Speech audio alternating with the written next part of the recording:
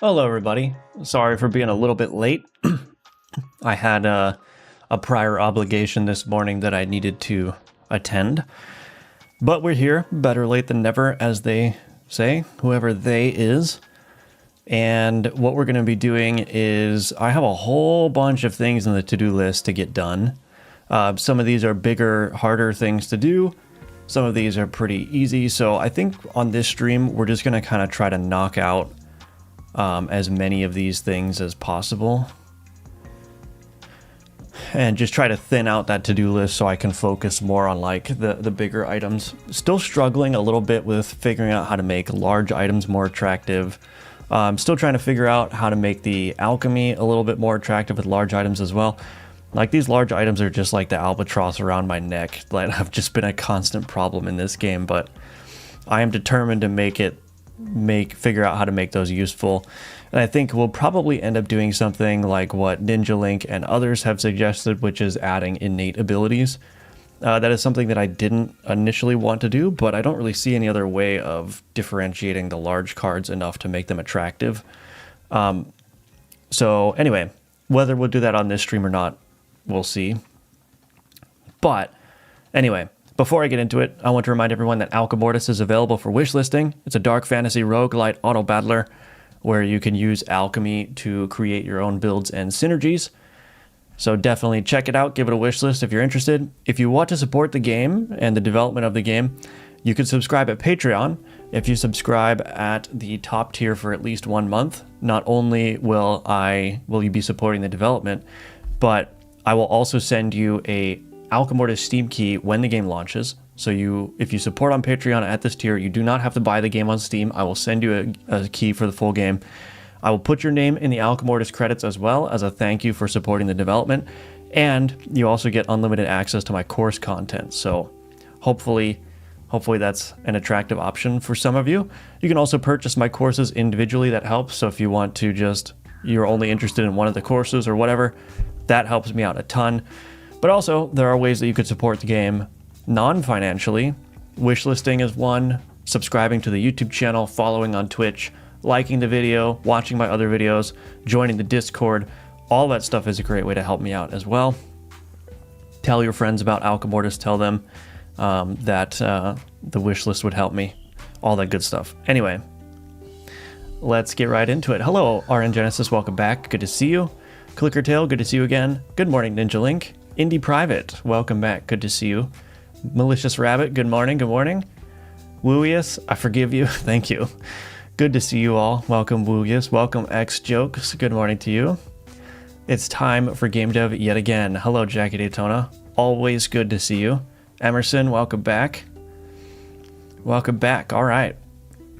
Glad to see everyone back. Okay. What was I doing? So let's take a look at the list here.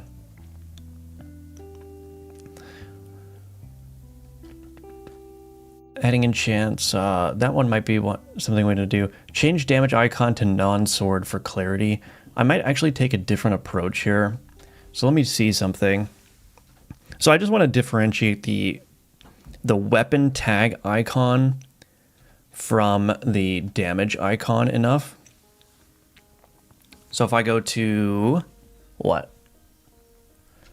Where is that? UI card tag icons here.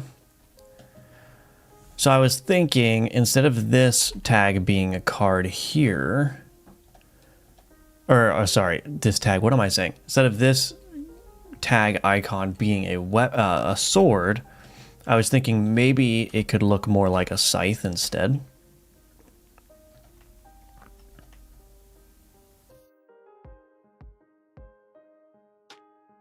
And we'll see how that works. I might need to move this up actually, so I could do more of a curve.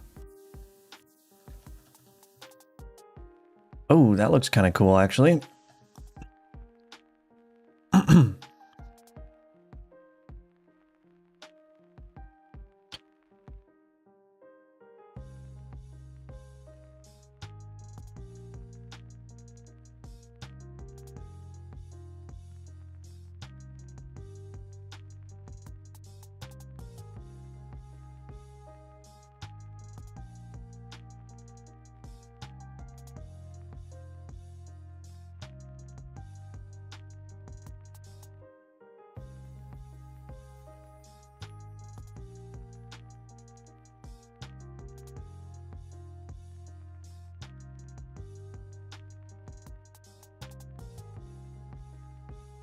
Mm.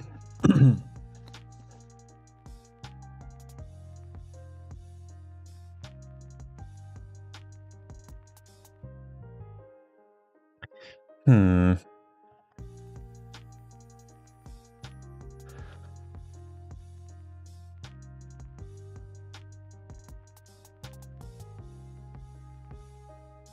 I suppose that looks okay.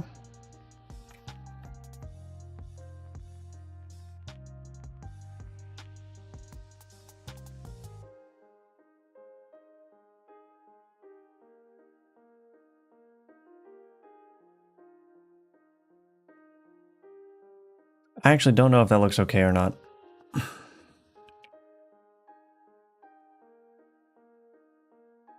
The other problem is it's not really centered in here. Yet again, it's once. Yet again. I don't know what that's in reference to. Oh, once again. Oh, he's supposed to say once again. Maybe. Hello, Kelso. Welcome back. Been lurking, always lurk. Hello, Neozoid.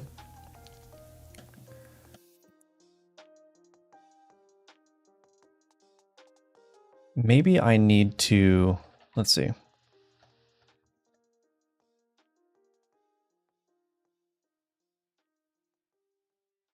Eugh.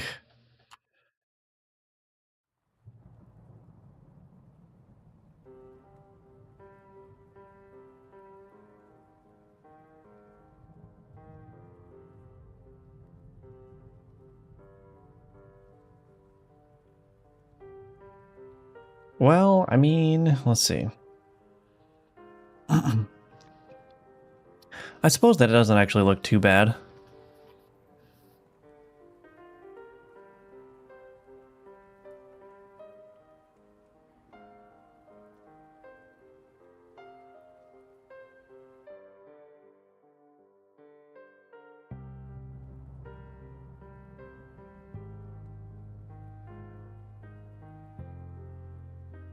Maybe that's okay? I don't know. Let's see. Now the question is, are these all different card tag weapon?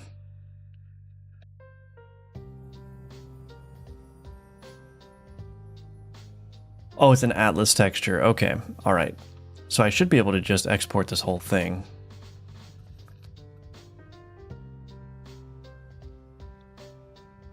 Right, and that's been updated. Cool.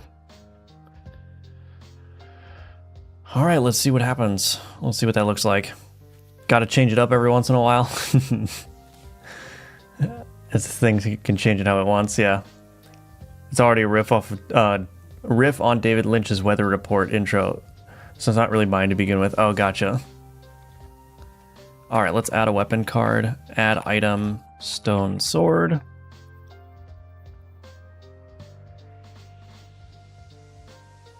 Yeah, I think that looks fine, actually. So the idea was just we want to differentiate the weapon icon from the damage icon a little bit. So I think just using a scythe as the weapon tag icon, that's probably fine. And then the damage can stay as a sword. Cool. Everything is inspired, don't worry about it. Yeah. Alchemortis is only like 5% original, so there you go.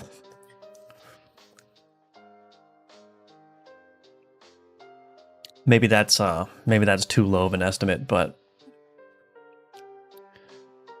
okay. So update tag icon. So we got that one done. It's probably not super important stuff to be handling right now, but that's right. I want to rename preserve to armor. That's going to be another clarity. So, like with the marketing, with the playtesting, with just the game generally, I'm going to be doing a lot of things to improve clarity. And so preserve is going to be renamed to armor. I think that's just going to be a lot better. 15% at least. We want to add innate abilities. I want to remove this one. Remove nodes hidden by Fog of War map enchant. So wherever this is used, this is going away. Goodbye. Get rid of this. Hide revealed nodes. Okay, we can delete this. Remove. Cool.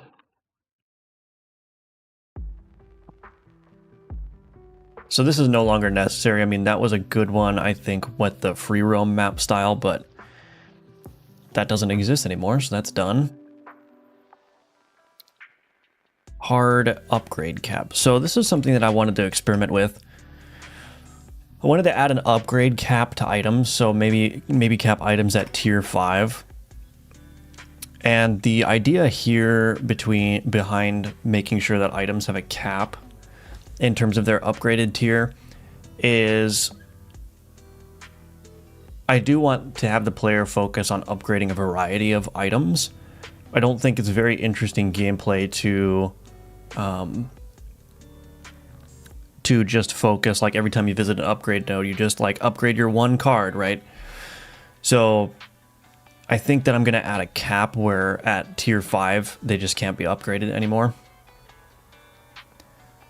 And then maybe there could be some kind of bonus too, like if you manage to get a card to tier 5 or an item to tier 5, it gets some kind of extra bonus, but I think maybe that will undo the whole point of adding the cap, which is that I don't want players to focus on just upgrading the same card every time.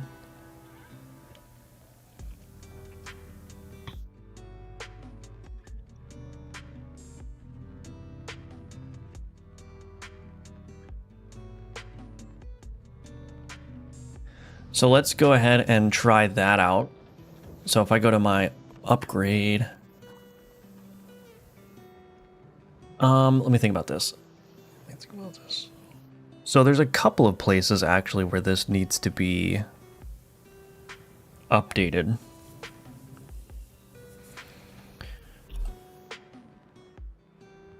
Cap the upgrade per region, so once you've defeated the stronghold, you can go up more.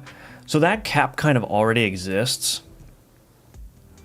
So there are tiers for the upgrade encounter nodes. And so let's say that you visit a tier 3 upgrade encounter. What that basically says is that that encounter can only upgrade cards of tier 3 or lower. So you can't take a tier 4 card and put it into a tier 3 encounter and upgrade it. It won't let you do that. And the tiers of those nodes go up the further into the map you go. So that kind of cap already exists in a certain way. It's just not, it's a soft cap. It's not very explicit, right? So yeah. I'm impressed by how much you were able to create with a limited color palette. Thank you, yeah. I mean, I would be lying if I said I didn't surprise myself too. I mean, if you saw some of the early art in the game versus the art now, it's like, it's a very noticeable improvement. Let me see. So here's one of my early mock-ups for the game. So like, look at how the skeleton warrior used to look. And the viper and the alembic and stuff and the incense. I haven't yet like done a different version of this guy here, but maybe I'll do that. But this is what the game looked like when I first started like mocking it up. And yeah, it just looks vastly different now.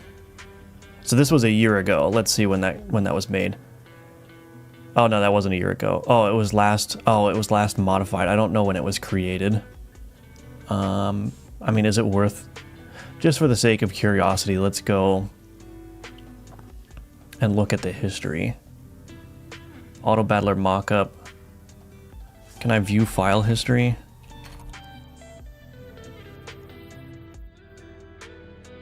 Show file history view.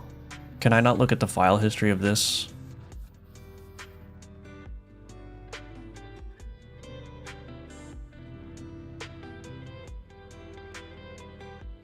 Anyway. But yeah.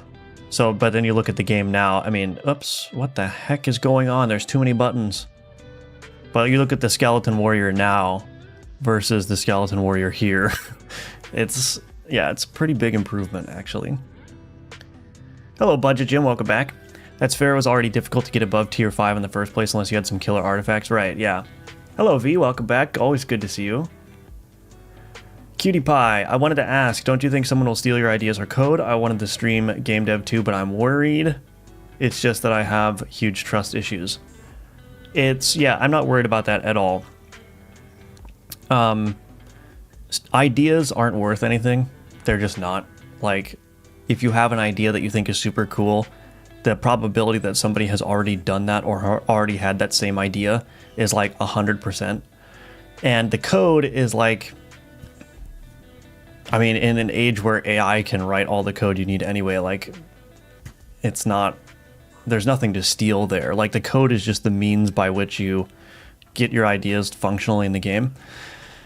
The thing that matters is the execution, right? So you could have the world's best idea and you could write the world's best code, but that's not, a game is not the sum of like how good the idea is and how good the code is.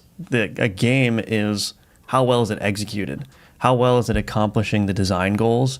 How well is it presenting the audio and visuals to the player? And so the execution is the thing that matters, and the execution is the thing that you can't do without some level of skill, right? So like, for instance, I would never be able to make a game like, well, maybe I shouldn't say never, but creating a game like Slay the Spire, let's say, is kind of like out of my reach. Like, I could go in and I could copy Slay the Spire's code and I could copy all their you know, systems and how they work, but at the end of the day, I still wouldn't be able to create as compelling of an experience as Slay the Spire. I could create a pale imitation of Slay the Spire, I think, but I wouldn't be able to get to that level of accomplishment that they've gotten to. So yeah, that's my opinion. The ideas aren't worth anything, and neither is the code. The only thing that's worth anything is the final result and how it all comes together. Hello, Code Red. Welcome back. Good to see you again. Always good to have you here. They were so cute. I mean, they were kind of cute. It was more like a cute version of the game, I guess. Are you mega models from the Godot forum? You should be able to right-click on the file and explore and click properties. Oh, let's see. Properties. Details. Date created. Oh, it says it was created on the... No, see, that's not right. So this created date is when I cloned the repository onto my new computer, which was August of 2025. So I'd have to go back in the history and see when this was first created. I don't know how to do that right now, but people will only steal your ideas once you release a successful game. Yeah. Before they are proven ideas are free. And even like, you know, and the other point here is that the people who do have the skill to steal your ideas and also make a good game with your stolen ideas are the same kind of people that want to make their own games anyway, right? So like the Venn diagram of people who are capable enough to steal your idea and execute it well versus the people who don't have the skill. It's like, I don't know if I described this right, but it's like that Venn diagram doesn't overlap at all. All the people who have the skill enough to execute your idea and steal your idea are the kind of people that are going to want to make their own ideas anyway, right? So it's like, it's kind of like a non-issue, you know? Of course, we're not talking about like blatant ripoffs where people just like download the source code and host it somewhere else. Like that's a different story, right? But you don't typically stream every part of game development anyway. That's true too, yeah. I'm doing a lot of work off stream. If I could steal the discipline, I would. Execution is everything. I tend to think of it like an amusement park. Your job is to accommodate the guests and give them an experience only they can get at the park. That's everything from paths, food, rides, and not everyone has the time or energy to make an amusement park. Exactly, yeah. Yeah. No, not everyone has the time to do it. Not everyone has the resources to do it. So that's why there are basically no good Souls-likes. Right, exactly. And people have tried, right? There have been lots and lots and lots of games that have tried to emulate what From Software does with the Souls games, and like still no one comes close, really. I mean, I think honestly the game that came the closest was Lies of P. I really liked that game. That game felt like the most Souls-like that I've played.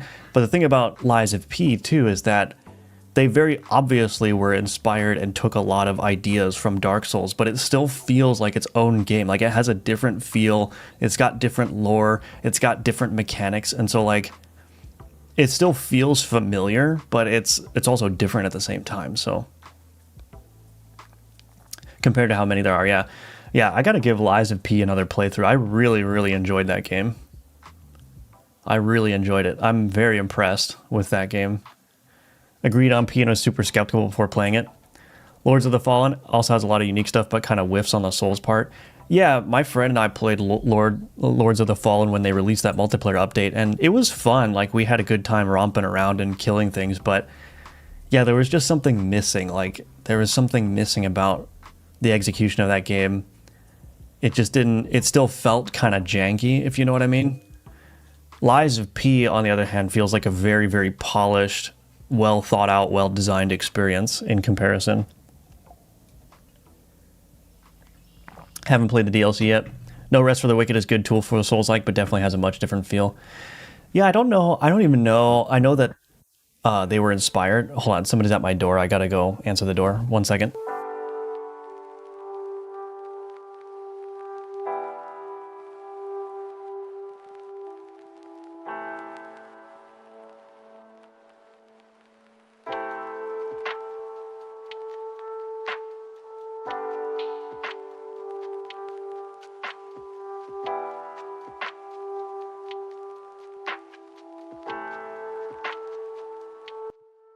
Okay, I'm back.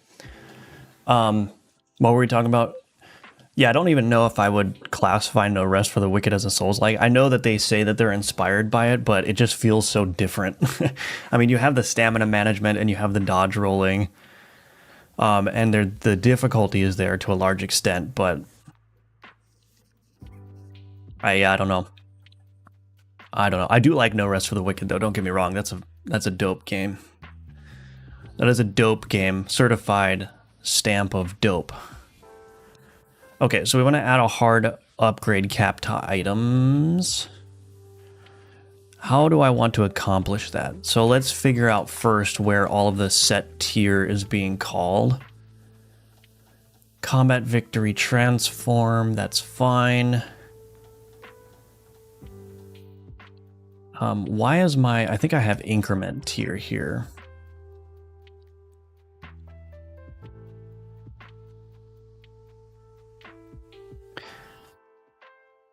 I think what I might do here actually is this is redundant. So increment tier is just going to do set tier +1. Okay.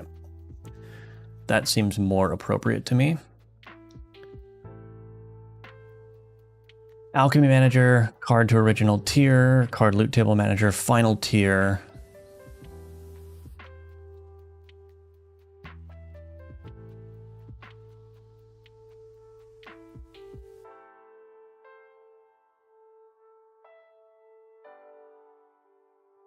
So let's do base card.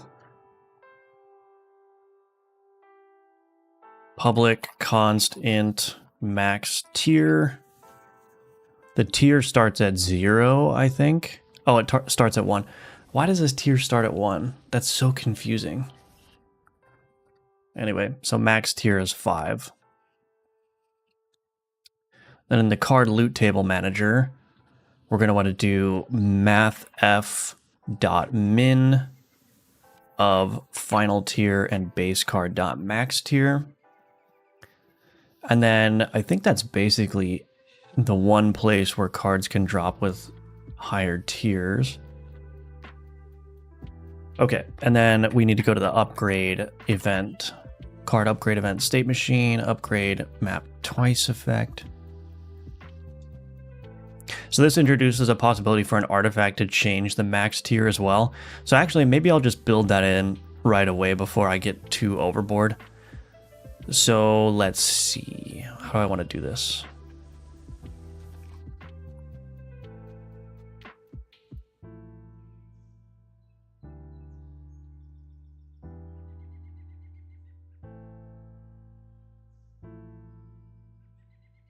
Maybe I'll want to do this on a per card basis. So maybe what I'll do is I'll do public int get max tier. And we'll just do return max tier here. Maybe we'll call this default max tier.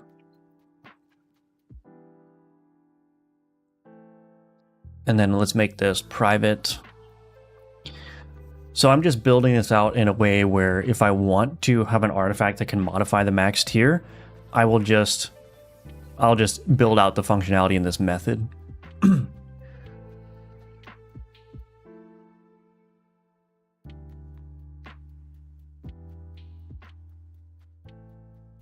actually may do public void set tier capped int tier.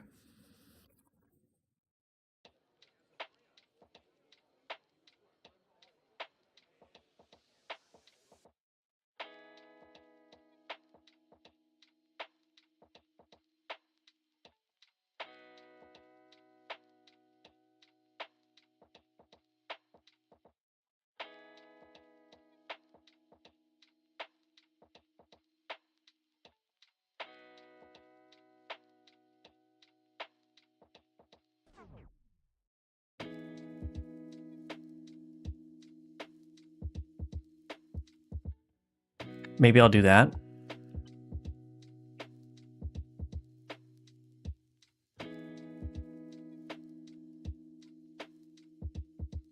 Okay, that should be fine.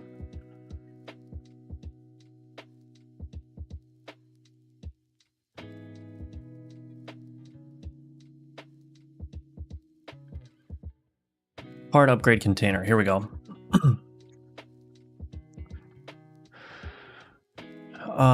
Add clickable validator is valid. Is valid is being set where?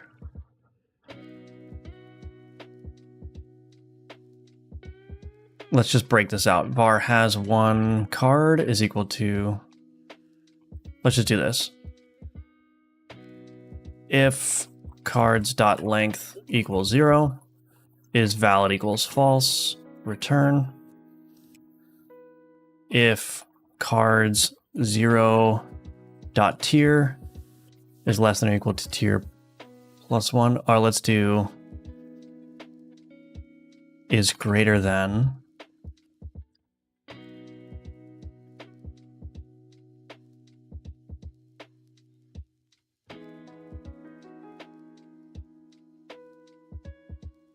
okay.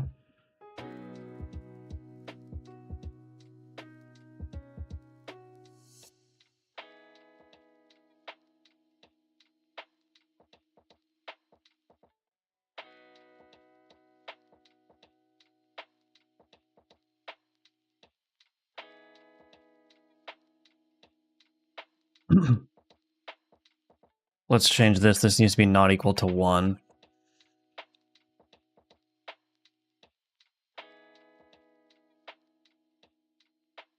Okay, and then we can do another one here, which is that if, let's do another method here. Public void, public bool is tier capped. Return tier is greater than or equal to get max tier.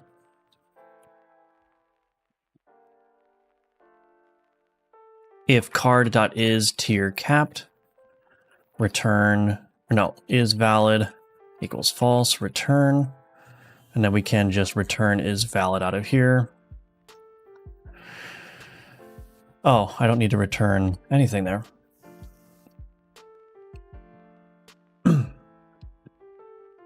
Okay. Where am I? Right, so I'm kind of repeating these things. So what I'm going to do is I'm going to put a string in here. Private bool validation string. Or let's change this to invalid text. String Bostrial.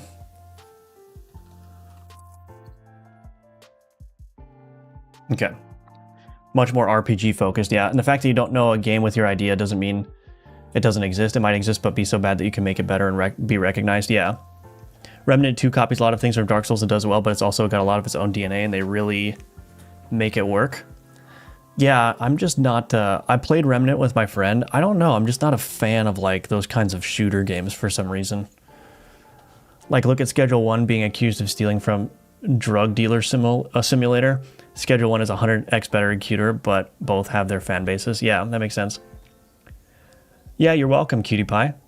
Yeah, I would say like don't worry about it. Like you're probably going to get more value out of streaming than you will get out of trying to like lock down your code and making sure no one ever sees it. You probably get more value out of just building in public, like they say. And the other thing too that's like if you manage to build an audience is like it kind of actually can work in your favor too, because like if you're putting out as public record that you're making this kind of game and then somebody does copy your game, like I said, you have the public record to say, hey, I was making this first. You know, like if somebody is just blatantly ripping off your game, you have the proof that says, hey, I was doing this first. But also like people will support your game just because they like what you're doing or they like the fact that you're exposing your work and so on and so forth. So I think it's a net positive for sure. Might be worried about wasting a good idea on a bad execution, in which case I suffer from that too, so let's cry in the corner together. Yeah, Remnant was great. Hello, Real Glywin. I'm currently a third-year CS student. I'm really interested in game dev, but is it worth learning everything about it? Or should I focus something on more financially secure first? I mean, yeah, doing game dev as a career is not a very viable path. I mean, I'm trying to make it work. We'll see. It's going to depend on how Alka Mortis does. But I definitely think it's a good idea to find a solid job first and use that as the way to support yourself. Because you can do game development on the side and on the weekends and stuff. And then if you can start making money with game development, or if you're confident you can do so, you can always change later, right? But I don't know if you've never done game dev before. Yeah, it's a smarter decision to find a job that pays the bills and then do game dev on the side as a hobby at first. That's what I did. I was working on games all while I was employed. And it was only until very recently that I decided to try to do it full time. So we'll see. Go for financially secure, especially with the current state of the industry. What do you suggest I get into? I still have 2 years till graduation. I don't know. A couple of years ago, I would have recommended like just plain old software engineering, but that's not going so well for new graduates either right now. So I unfortunately can't give you any advice on that. You know, I was thinking like if the game dev thing doesn't pan out, and also if I can't get another software job for whatever reason, you know, something more hardware oriented might be a good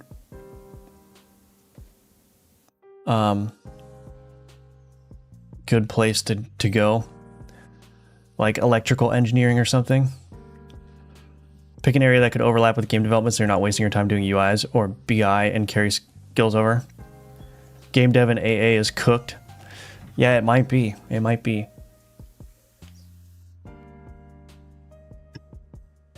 So my friend, he has I won't get into too specifics, but he has an IT oriented job where he's like an IT, but for like industrial machines.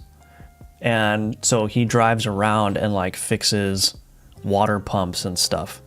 And that doesn't sound super glamorous, but it's not like, he's not like getting his hands dirty and like taking the water pumps apart. The fixes that he's applying are all IT oriented. So like making sure that they're still connected to the internet or whatever devices and sensors they need to be connected to, and like doing the logic, I think it's called ladder logic, to make sure that the machine is working and like the error codes are being handled properly. It's like something like, stuff like that is probably not going to be automated to the degree that like normal software development is going to be. And it still needs like hands-on people, because a lot of these things, like a lot of these places are locked down, like they have an intranet and they're not exposed to the internet. So there's not even any way to remote into them to fix the issues. You actually have to go on site and get into the system physically and then like fix it there. Anyway, I think that's a very, very interesting kind of like job that he has, which has a lot of the same skills, because you're still thinking critically, you're analyzing problems, you're troubleshooting solutions and all that stuff.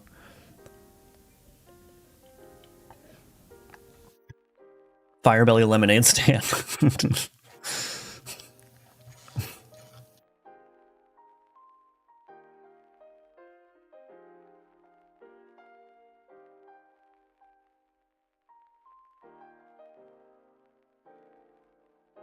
Oh, I didn't update any of this text either.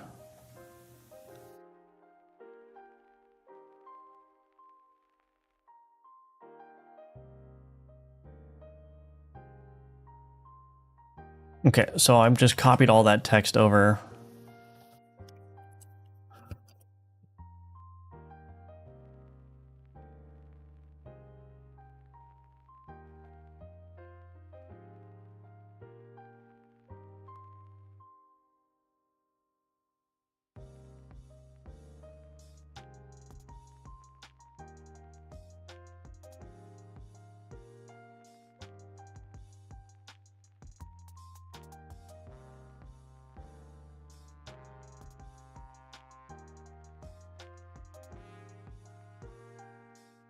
This is a much simpler way of doing this.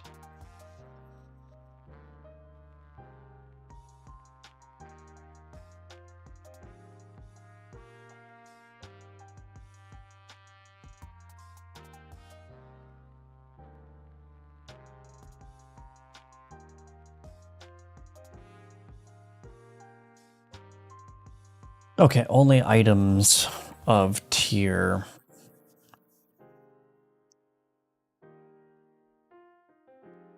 Let's handle these cases first.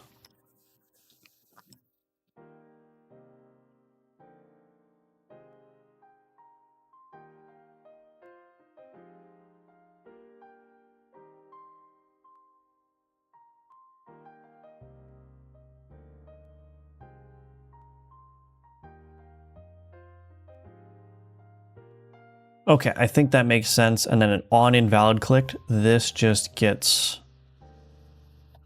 removed and this becomes invalid text.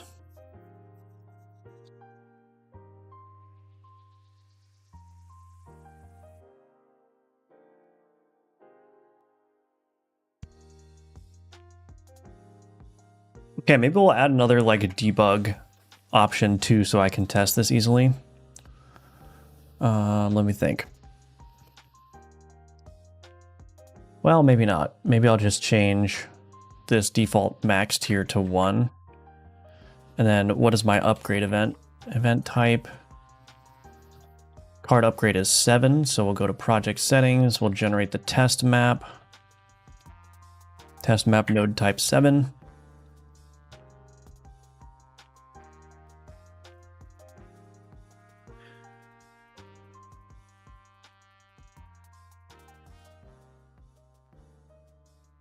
Is it calling validate on ready? It should call validate on ready. Let's change that because it's going to need to pre-populate that invalid text. So we just want to do a validate call on ready, and then validate should change whenever the board state changes. Any day now. Any day now. Hello?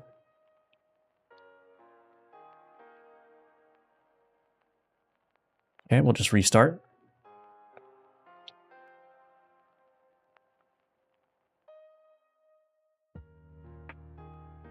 Is something broken? What's happening? Longest build time, nice build. What is going on? Very minimalistic. Yeah, this is my new incremental game. How many times can you click the Windows crash notification? Oh well, time to scrap it and start over. I don't know what's going on here actually.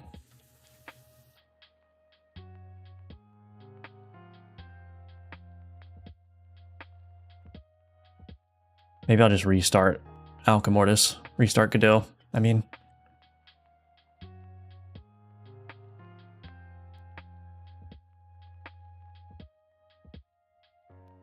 Okay, that worked for some reason. That's all right.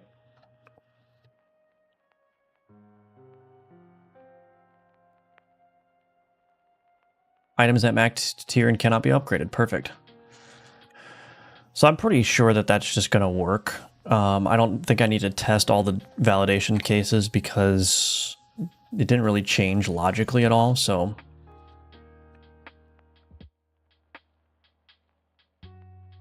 I just want to do another extra verification here, this set tier.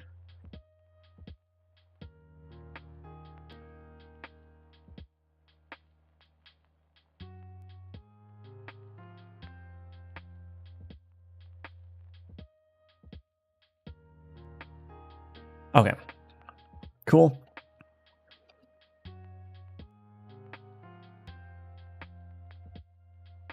So we cap the item tiers to 5 there. Done. Add innate abilities to large items.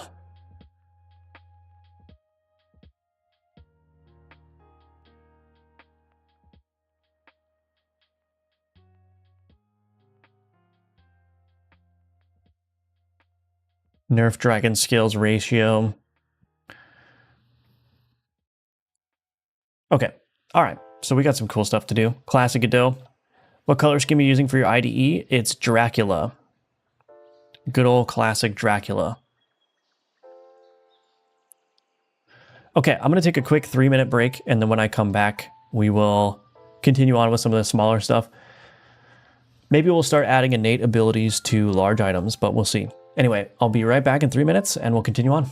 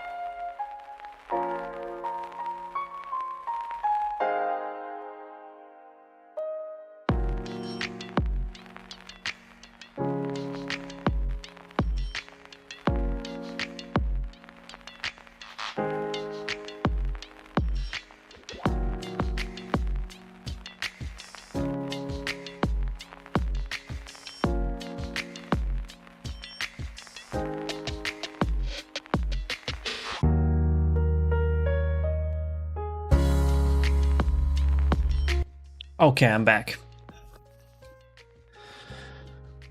All right, let's see. Let's do this rename preserve to armor. That'll be a nice low-hanging fruit one.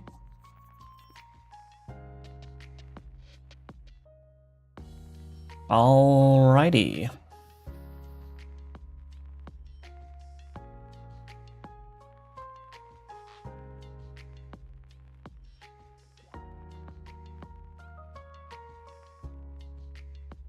Replace this with armor.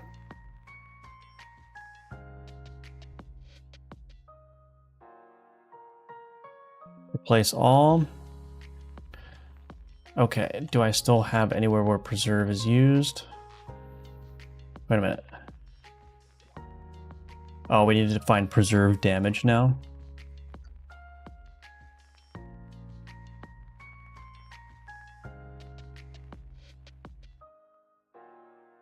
Replace all that.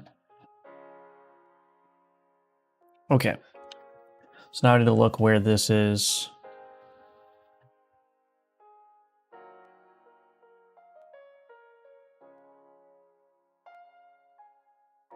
I mean, I can rename this, I guess. Ignore armor.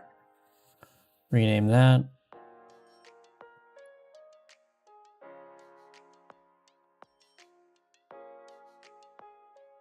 Title, armor.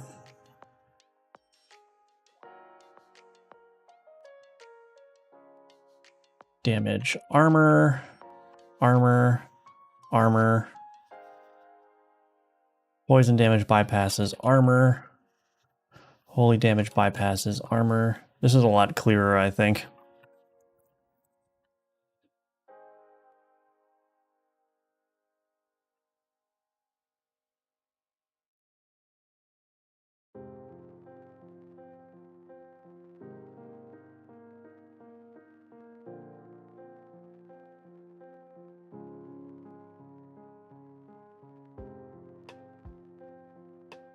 Okay, and then we just need to do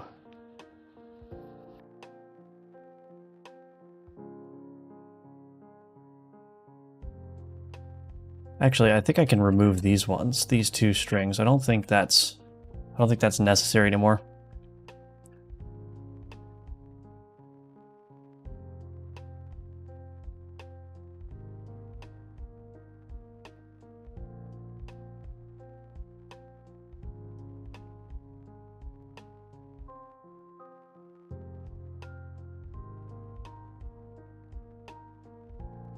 Cool, I think we're good. So yeah, I just want to rename that. Close others. Rename this symbol here, but it won't let me rename it, so reload the window and try again.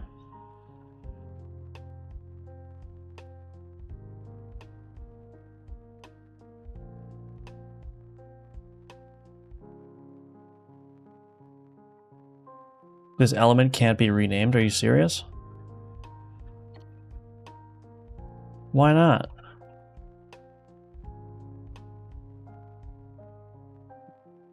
Alright, let's see. You ever heard of Way Beyond? Your game is kind of similar art style. I have not. Hello, Tanner. Way Beyond?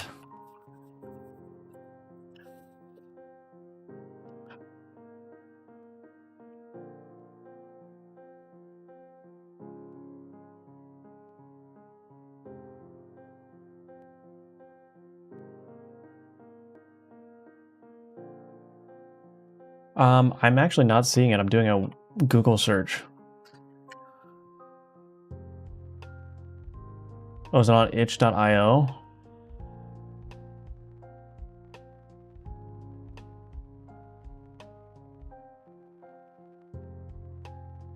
Let's check this out. Apply 5 armor. Nice. Deal 12 armor damage. Deal damage equal to armor damage dealt. Cool. Alright, that makes more sense, I think. Yeah, I'm not seeing the game. He's an indie dev like you, very unique game and game design.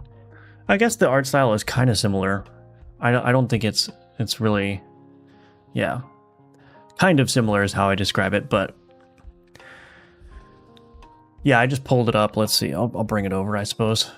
This is the game, right? Way Beyond.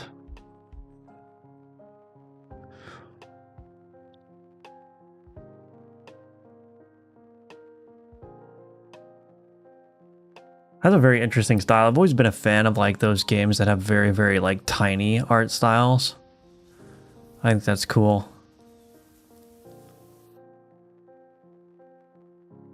Like the super tiny, super minimalist kind of games.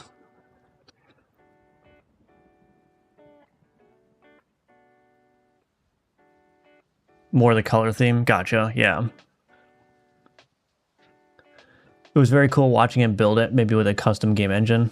Made with a custom game engine. Love pixel art myself. Awesome. Yeah, pixel art is... I like pixel art. I think it's very, like, stylistic, and... I don't know, there's something about it that just feels very, like... I don't know. What is it about pixel art? I guess there's a nostalgia to it, kind of. I think it just looks... I guess stylized is the word. Like, it's very... Like, every pixel art game looks different. You know what I mean?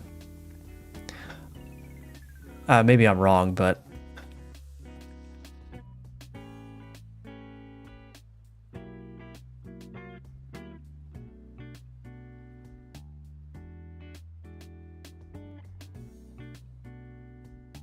It's so interesting how different people can see differently. My wife says it looks like little blocks, whereas I see a whole world represented with simple colors and designs.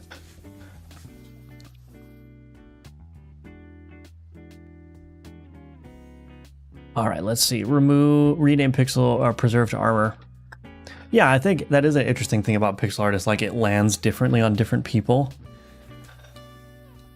I think that's just because of like how little space you have to represent things. It's like, I think it's sometimes hard to piece together what's being shown, or like you just piece together something different in your mind than somebody else does. Yeah, it's kind of interesting. Innate abilities to large items. Examine whether combats need to be made more frequent blocking events. Adding enchants and upgrading tier does not immediately trigger board state contingent ability updates.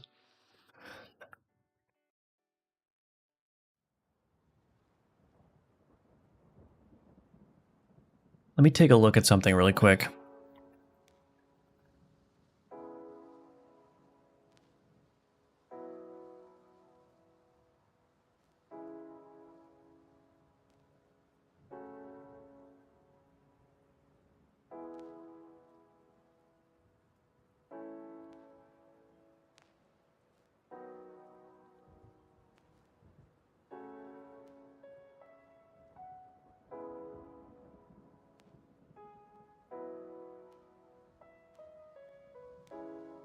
Onboard state updated. You update board state contingent abilities on artifact added.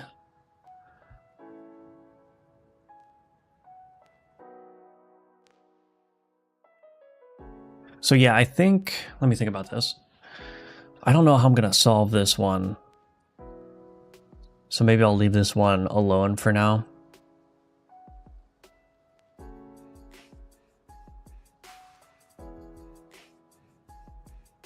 Nerf dragon scales ratio. Let's just do this one. That's going to be pretty easy.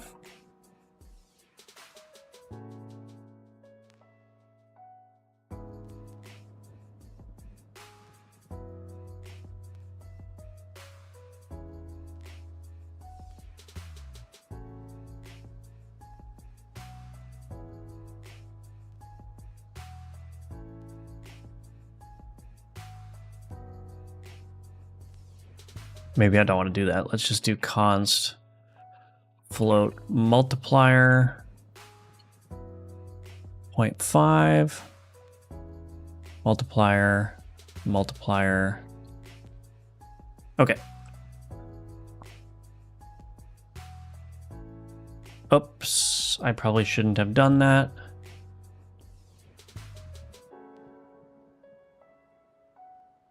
Well, let's just do this. Stage all those, remove.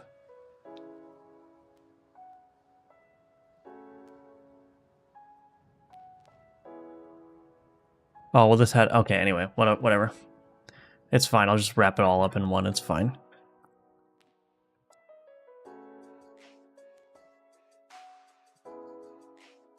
Okay. Really nostalgic and pretty. Do you use OBS? I'm thinking about doing live streams in the future, but I'm having trouble setting up the screens to show VS Code, the Godot, and the game conditionally while I browse. Don't know what to do. Yeah, I do use OBS, but my setup is... it's relatively simple. I mean, I'm just showing my entire desktop screen here, so wherever I go, you come with me. I'm not restricting anything. I do have a separate monitor, though, and that's where I put, like... the other stuff like research and stuff that I need to do, or like the live chat and whatnot. So I have OBS up on the other monitor so that I can read your chats. And, you know, if I brought OBS over on this screen, you'd obviously see it, but so it's not super complicated. I don't know. I'm not like an OBS wizard. Like my stream layout is very, very simple, you know. I've got like the little overlay here, which I could get rid of. It just a little bit nice border, that's all. Anyway, yeah, it's not super complicated, so I'm not a wizard. I'm not a guru at OBS. Do you do game development on the side? I've considered making a pixel art roguelite studio. I can tell you've been doing this for a while. Big kudos, my friend. Thank you. Well, I'm doing this game development full time right now, but I was doing it like on the side for a very long time when I was full-time employed.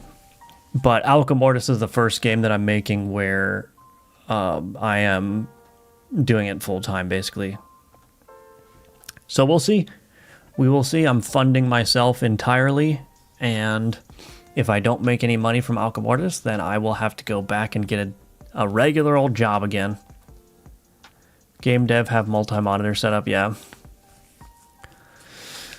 Okay, so we nerfed the dragon skills ratio.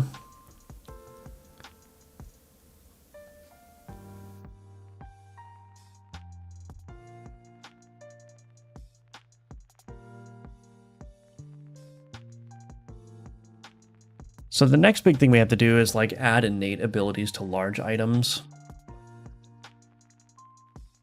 and figure out how to incentivize players to use multiple items in alchemy.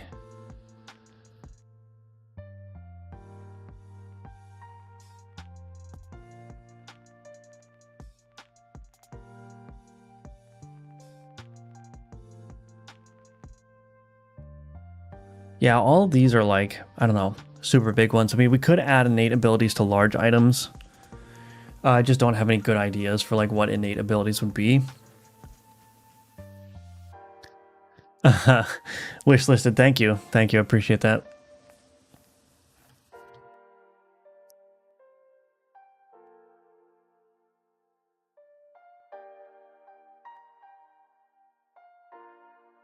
Okay, this is not relevant anymore. I'm just going to do some backlog pruning here.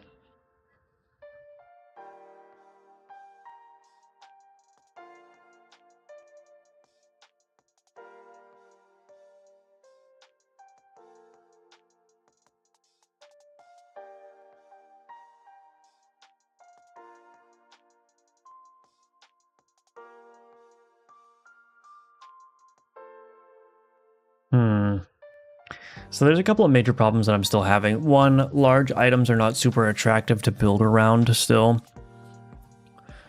And there's a couple of reasons for that. I think honestly the main reason right now is that the board is just like, it's too hard to get the unlocks for the board. So add item skeleton dragon. So let's say I get a skeleton dragon. Skeleton dragon has a lot of empty ability slots, which is good. But like, I don't have any cells unlocked to place it here. And I need, what is that? 1, 2, 3, 4, 5. I need 15 residue to unlock it, which is quite an investment.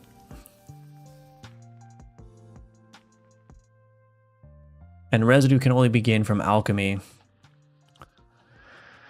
I honestly think that I might...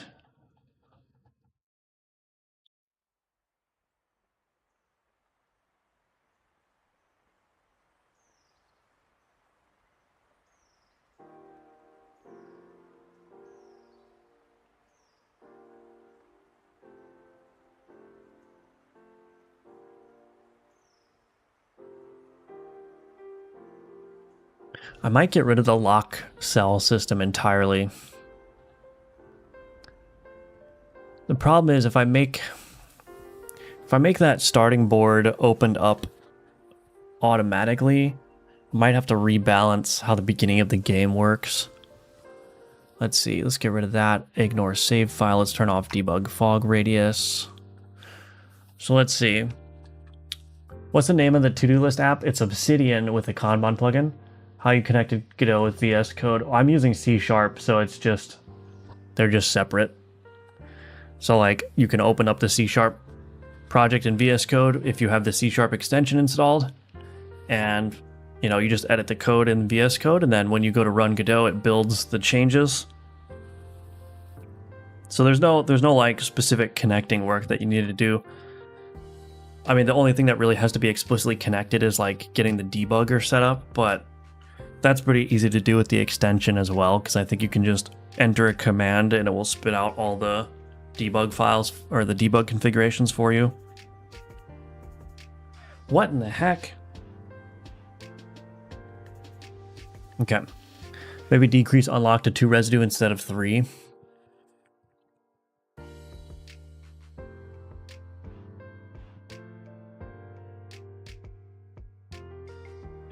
So that's the other thing. I don't even know if the residue system is going to stay.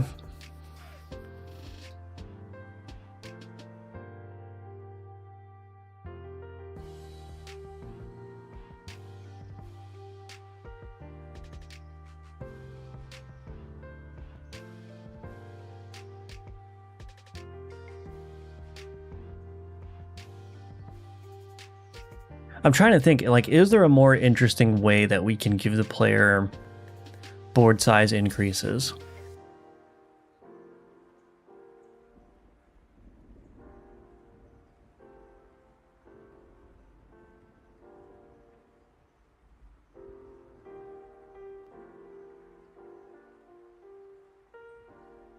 Reducing the cost is one thing that could be done, but I still don't know if I don't know if I like the system, generally speaking.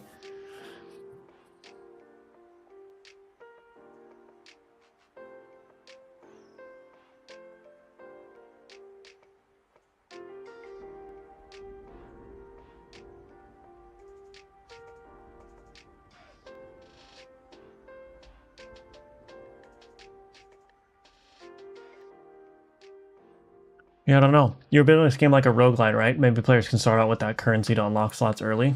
Yeah, true. Try small changes before removing the feature altogether. You should still be able to place him, but cut his stats to how many squares you have locked. I have no idea how this game works. So that was an option, making locked cells instead of preventing placement. They just modify the card in some way, modify the item in some way. But I don't know if I like that solution either. Hello, NetK. Do you have different starting characters? Maybe one can have bigger boards at the start. Yeah, that will definitely be a thing. But it's like, what is the default behavior like? Somehow tie cell unlocks to using big cards. Outer cells are only available to 2x2 and greater cards or something like that. Maybe. Do you wish you could export your game to web at all? One thing I wish I could do when using C# with Godot. No, I don't have any intention of releasing this as a web export. It's just going to be a Steam game, download, play it. So I'm not worried about that, no. What is the purpose of having locks? Isn't the board size restrictive enough? Well, that is one way of looking at it. Yeah, that's kind of why I'm thinking maybe I just remove the unlock system. The whole purpose of like the unlocks was, so you do start with a bigger board size. And so, okay, so let's go through the history. So previously the board started off 2x2, and the only way you could increase the board size was by visiting this increased board size event. But that felt too RNG. It felt like you could go a long time without getting a board size upgrade, and that was very, very restrictive. And so what I did is I said, okay, well, let's give the player a bigger board to start, but require individual cells to be unlocked. And I can grow the board, you know, that direction or whatever. So it's, you do have a bigger starting board, but you need to put in some work to unlocking its potential. But now I'm wondering if we just remove the cells altogether, if that would be better. as an upgrade. Oh yeah.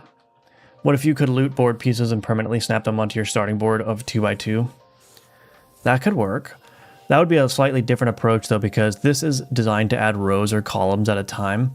But if I'm placing individual pieces, then I would need to obviously support that. Allow all unlocks after finishing combats. Yeah, I was thinking about that too. It's like combats could reward some kind of unlock currency.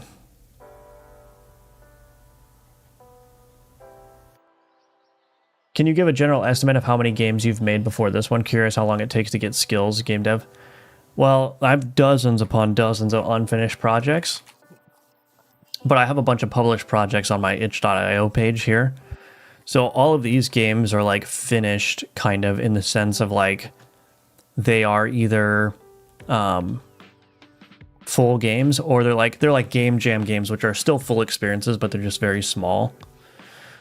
The only exception is this Bullet Hell RPG demo that's not finished at all, but so all these games on my itch.io page are like quote-unquote finished games, but then I have dozens of other projects too that were not finished.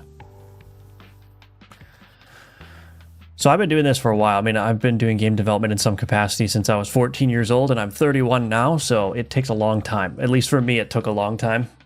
Another idea, allow players to expand individual cells or expand by 4, 6, 9 tiles at a time, but can only accept cards of that size. Interesting.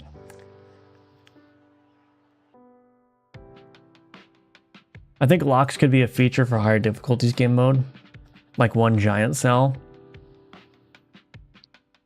How about a level system? Combats give XP. Yeah, I don't want to do a level system because you don't have much control over how much combat you interact with. It's based on the path that you choose. So I don't think an XP system makes sense unless you have some kind of control over how much you can level. You do have a little bit of control, but not much.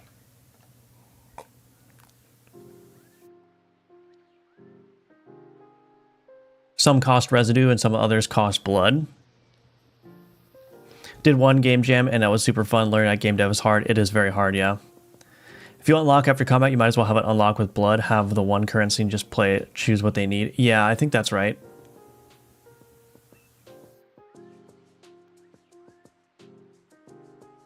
I think the best way is to just remove the lock cells on the board and expand events. Then expand on boss fights. This would make it way easier to balance for both players and enemies because there are so many options available. Yeah, that is something that I could do.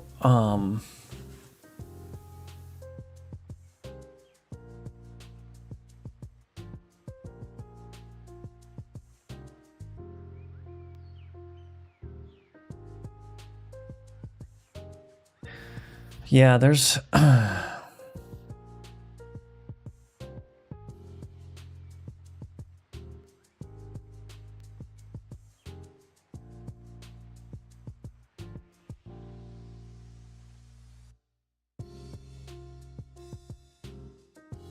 I was also thinking about something a little bit more radical, like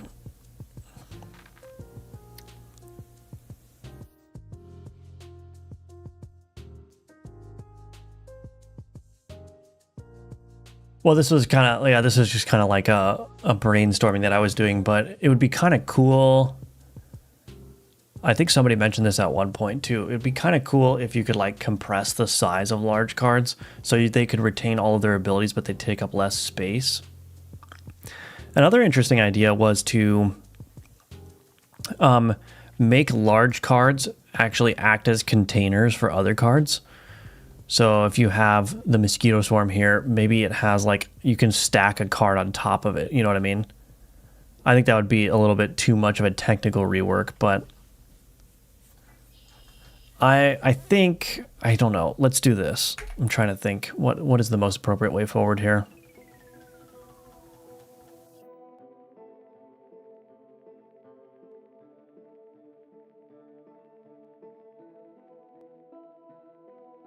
Let's do this. Let's get rid of Lock edge cells.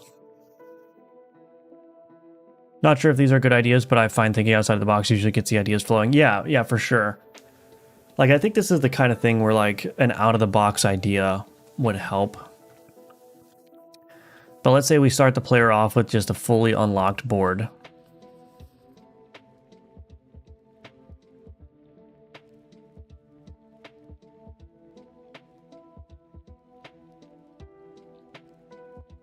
Grab a booster. Skeleton dragon. See, now I can fit the skeleton dragon on here immediately. Like so. Dowsing rod and that. And then I might put the... Well, I can't alchemize that, so that's a problem, but... So now... But the problem with this approach now is that I'm going to have to rebalance the game around this. Because I can get super strong, like, immediately.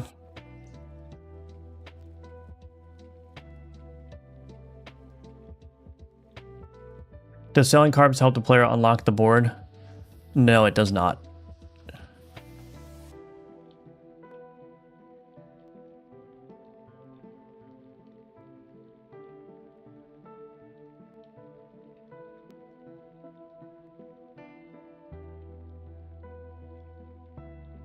Kind of funny how I got a skeleton dragon like right off the bat there.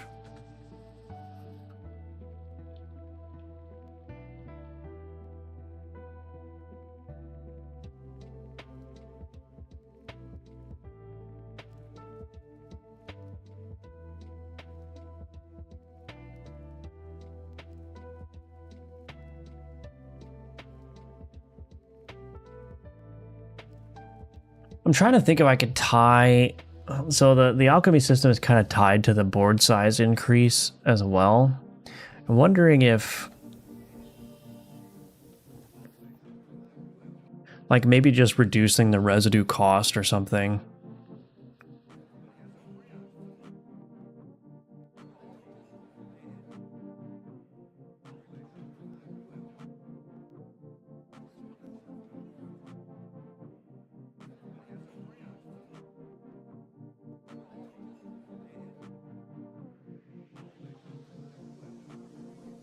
Brainstorming Gemini is good at that.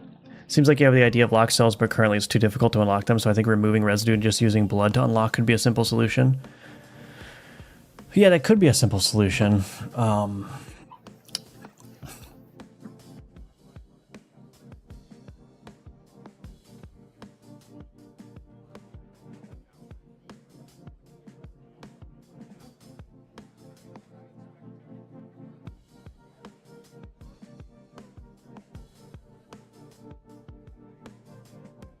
Yeah, this is a tough problem.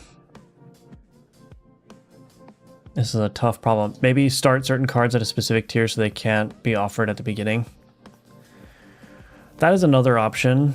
I don't know. It's one of these problems where I feel like there's an elegant solution to this.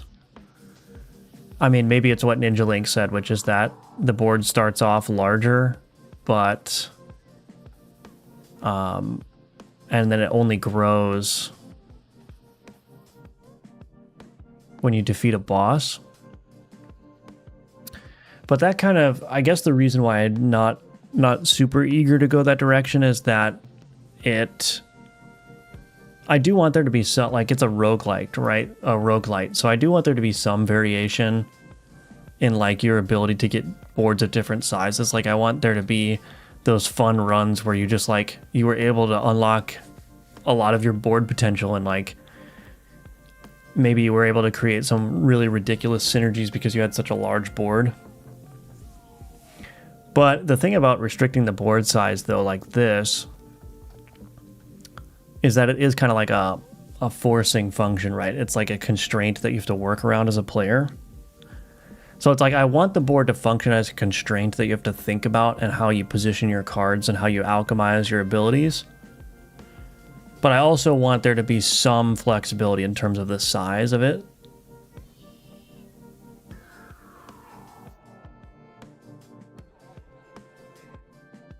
Personally, I'm fond of the residue system because it introduces a lot of choice. However, it's not something If it's not something you want, I think I would recommend, what I recommend before is better than just using blood. Blood is already used by a lot of things.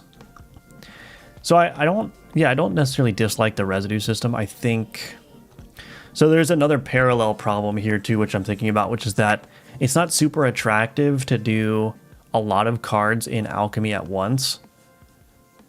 And so I'm wondering if there is an opportunity to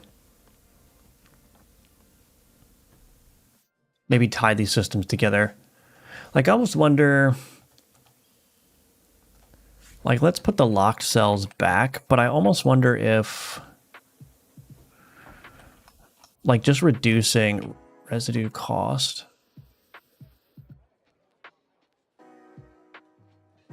I don't remember where it is. Board unlock component, unlock cost. We just turn this down to 1.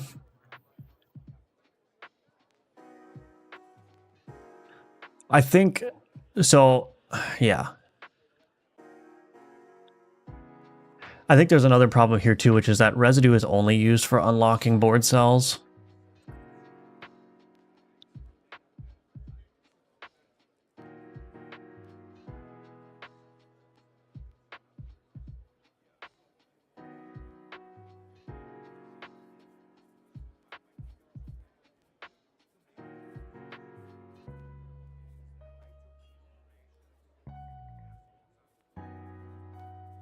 I might need to do the non-breaking space change there, but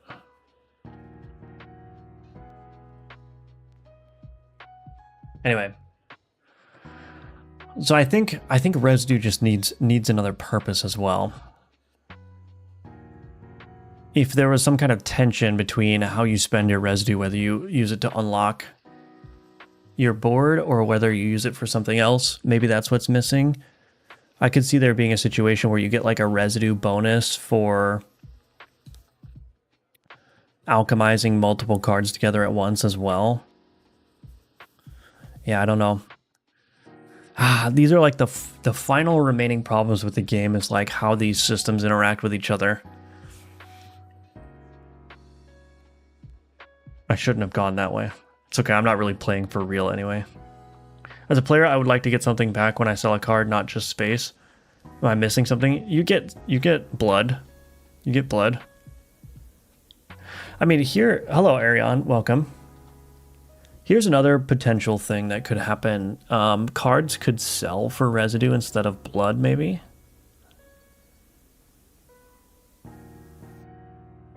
Like there's opportunity. Like I'm not saying that any of these are particularly good ideas. I'm just saying like there are things I could do. Like I could merge down into one currency. I could give residue more capabilities. I could change how you gain residue versus how you gain blood.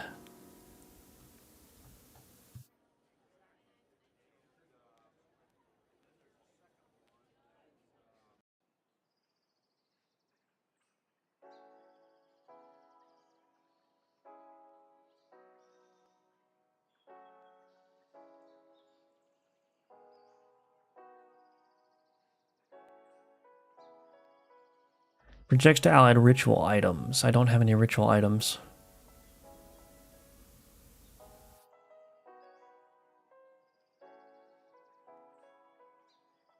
Oh, these tiers are wrong. Wait a minute, why is this tier wrong? I just realized my items are dropping with the wrong tier.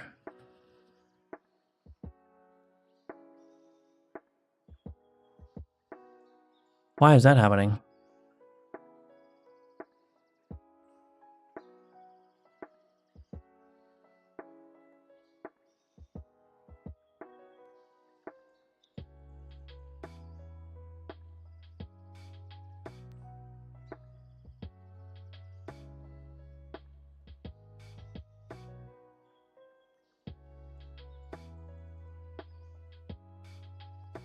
Huh? Why are these generating with no tier? Oh, that's the combat rewards. Hold on a sec. Combat configuration.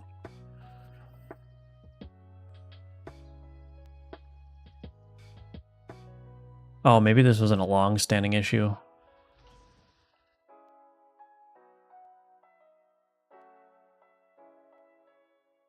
Okay, I think I just did this wrong. Should be 1 plus. Okay, we'll go back in. Residue could be an alternate currency at the shop, like there's blood items and residue items. Could use residue to use an enchant node multiple times. That could be a decent tension creator. Black market, who accepts residue. What about implementing a residue cost onto other nodes in the map? One things that a lot of roguelites do is have you encounter things on the run that require some currency to buy. Yeah.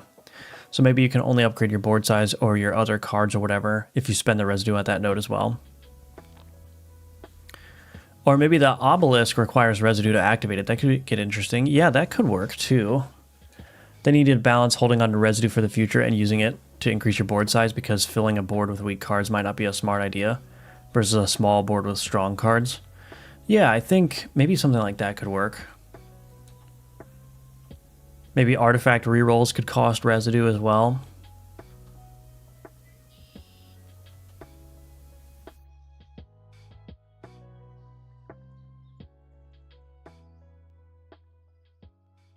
Here's a radical idea. What if you could use residue to upgrade the tier of a node?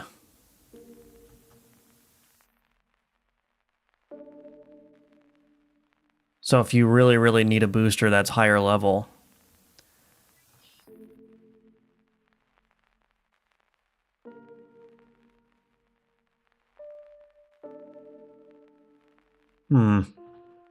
Maybe.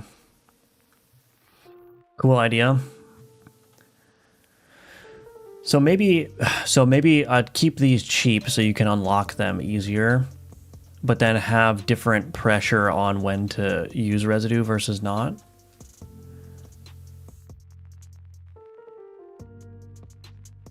YouTube and Twitch was on the same page there? Yeah.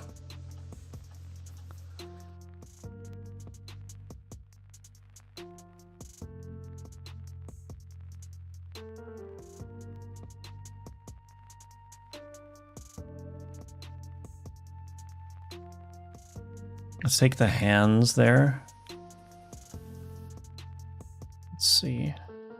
Empty ability slot. I wonder if I should increase the alchemy base size as well.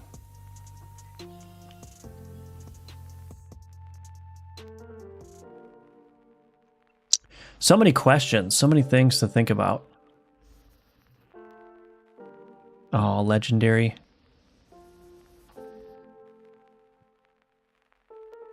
I gotta figure out what to do about legendaries too. They're not super compelling anymore.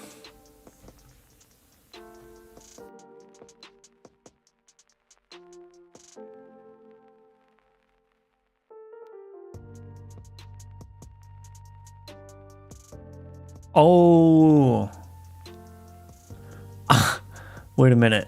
I have 2 Hands of the Fallen now. 40% crit chance, 2.5x multiplier, echo twice. Wow. I actually don't know if this is going to be good enough because oh, wait, I can unlock a cell and put this here. Okay, let's give it a shot. Yeah, this is not going to do anything because it's not applying shield. Wow, this is a bricked legendary item. Oh, also, I forgot. I need it to be only weapons on the board. Right. Well, let's just auto-resolve this one. I need some weapons. Give me some weapons. Oh, here we go. This one has weapons.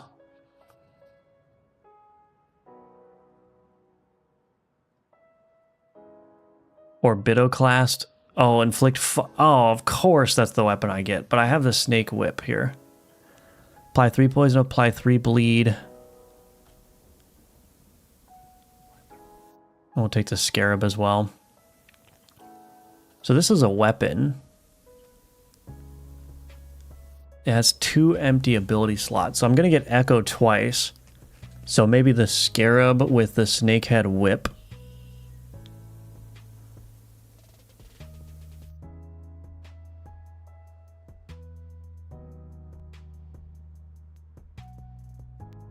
Legendary scarab, I don't want that. Copies the heal abilities. Apply 3 poison, apply 3 bleed, deal 3 damage. And this is going to echo a couple of times here. Ooh, that's actually quite a nasty card. Well, it's already feeling better with this cost to unlock cells reduced. So I think if I just add like a couple of other places where residue is useful, I think that's going to be a good enough tension. And then maybe I can still do things like award a residue bonus if you alchemize multiple inputs together. How much money do I have? I have 5 money. So we probably don't want to go. And I really do like this new map situation too, because there's an enchant, which it would be nice to get an enchant for sure. But I know that the next path from the enchant is going to be the shop. So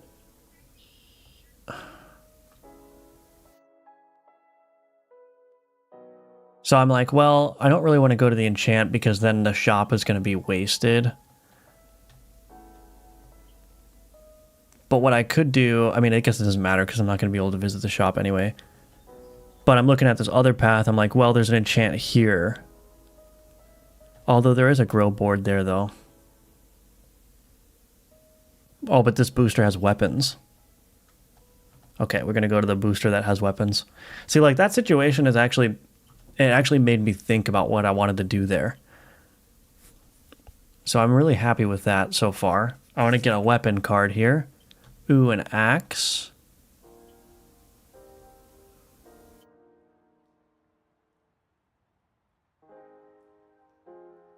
Slime. I'm going to get rid of this guy. This is also a weapon, the rusty spoon. Oh my goodness. Wait a minute. Wait a minute. Let's do the axe with the slime. Why, how do I keep getting legendary? I don't know why I'm getting so many legendaries. Paralyze each item that dealt damage to the current board in the previous 2 turns. Okay, we'll take that one. Rusty spoon. I kind of want to get rid of the 8 armor damage there.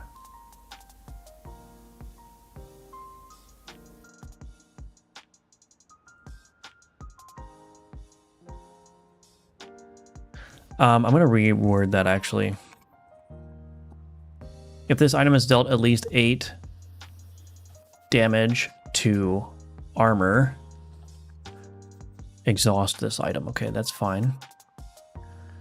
But I want to get rid of that ability, so let me think. Maybe I'll just do it with this. And it got rid of the other thing that I wanted. Well, that's fine, actually. Let's see. So I definitely want the axe.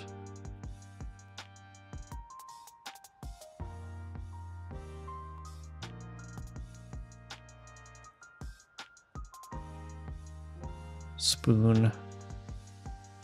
Oh my goodness. Weapon build. Dev client has better RNG. Yeah.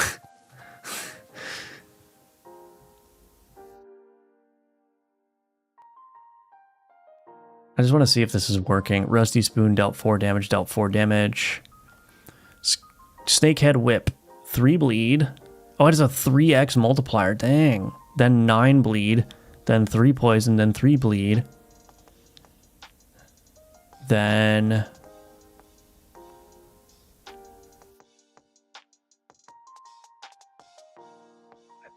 Why did it deal 2 armor damage?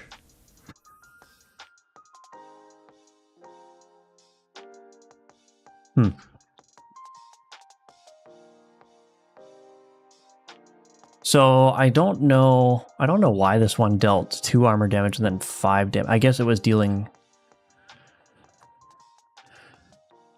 Did it deal 6 damage? I don't actually know what was happening there. Deal 3 damage. Or maybe it was dealing 7 damage, but it should have echoed. That's the part where I'm confused about. How could it have dealt 2 armor damage and then 5 damage? Did it crit or something? I don't know.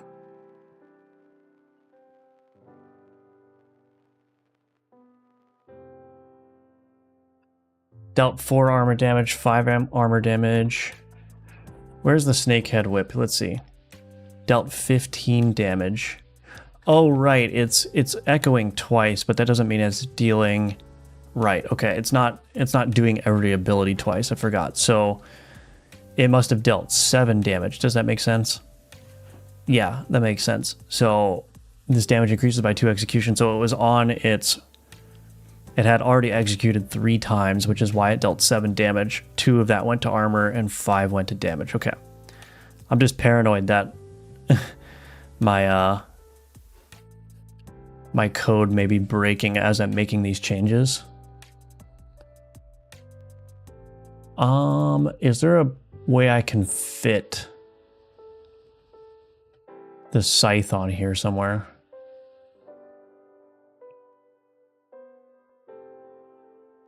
Let's see. Oh, I don't have any freaking blood. Okay. Get rid of that. Get rid of this. Shouldn't the Rusty Spoon have done its damage 3 times? Why was it only 2?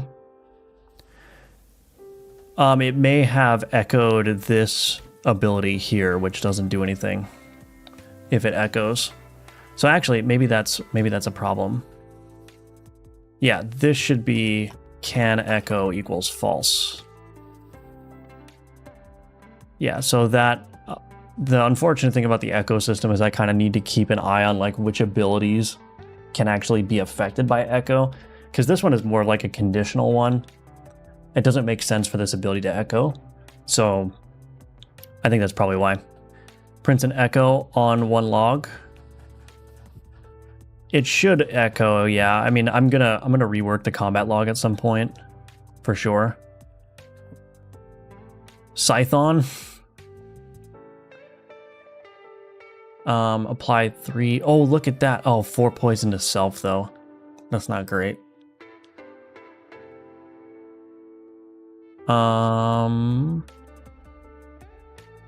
What am I gonna do here? I can't do anything. Okay.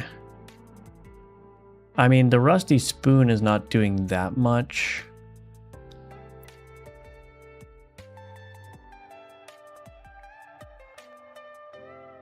Shoot, I didn't really think about this. That's okay.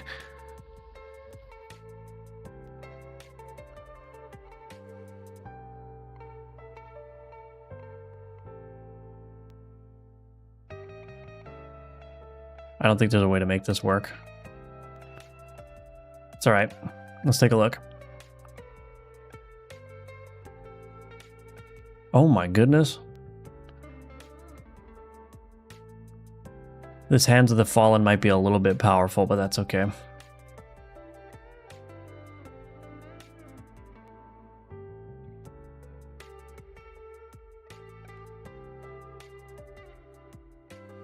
So yeah, I think that reducing the cost works. I just need some more pressure on like when to use residue. And also it's not fundamentally solving my problem of like using large items, I don't think, but I don't know. We'll have to figure that out. Adds a ritual tag. Anyway, I'm not going to do a full playtest here. I just wanted to see what that change felt like.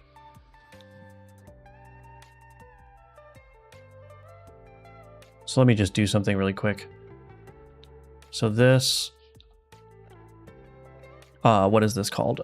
This is fixes, whatever, reduce, sell, unlock cost. Maybe that's better. Anyway, that's going to be it for the stream this afternoon. I'll have to think about a lot of these things some more, but thank you all for watching. Thank you for being here.